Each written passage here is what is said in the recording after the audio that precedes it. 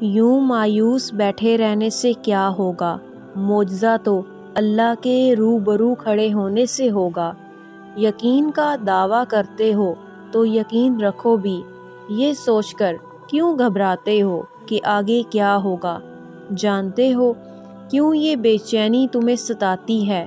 تم جلد باز ہو، تمہاری جلد بازی تمہیں تھکاتی ہے۔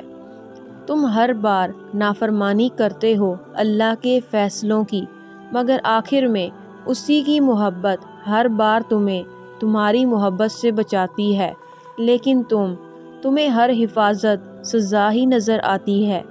تم دیکھتے نہیں، پر زندگی تمہیں ہر ایک کی حقیقت دکھاتی ہے۔